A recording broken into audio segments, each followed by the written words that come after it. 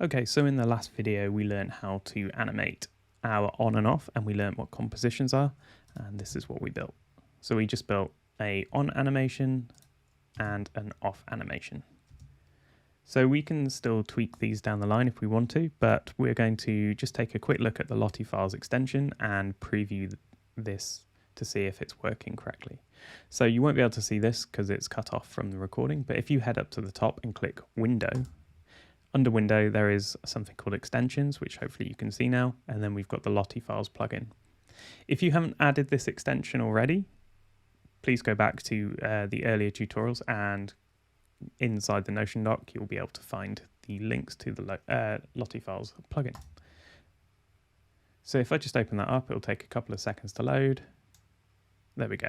So now we're in. So what we can see here is we can see a list of 3 items, and these 3 items correspond to every composition that's inside our project. So we can see, if I expand all the folders, there are 3 different compositions, and these 3 different compositions are also shown here.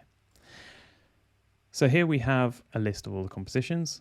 This is our preview window where we can see all our animations that we've uploaded previously.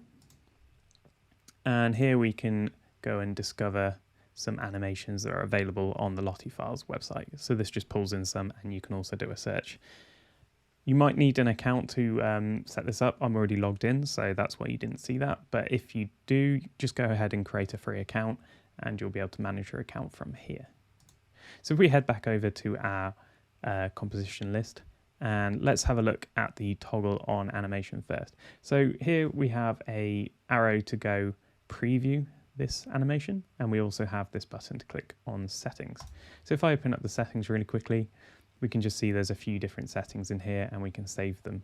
So there's some things around metadata. So if you want to add some information about yourself, perhaps for copyright reasons, you can add that here, or some keywords to make it more searchable.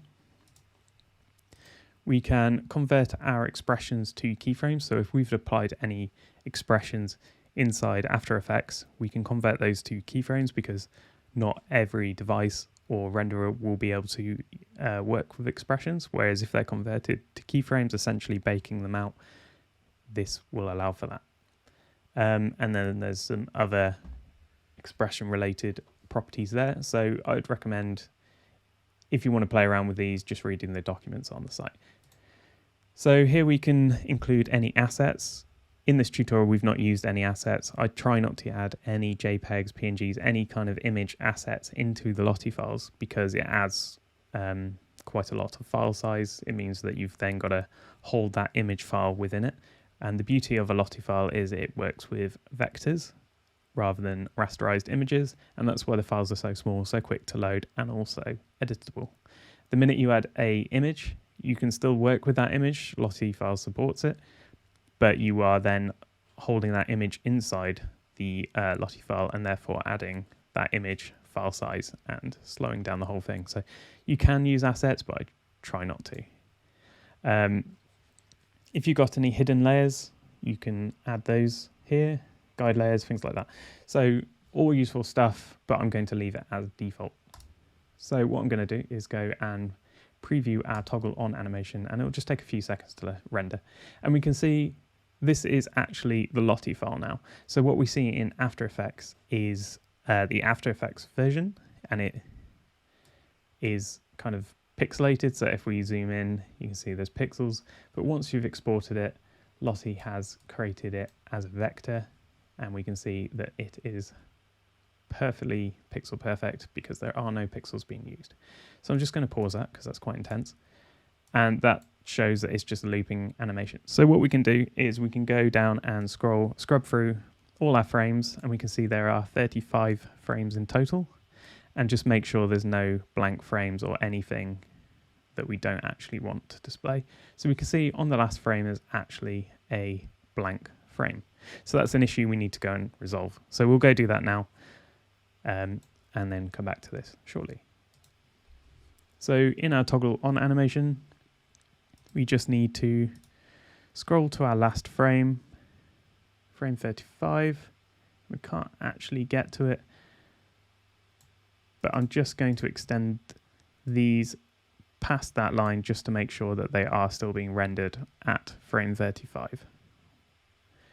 And hopefully that has resolved the issue. So I'll just load back LottieFiles again real quick.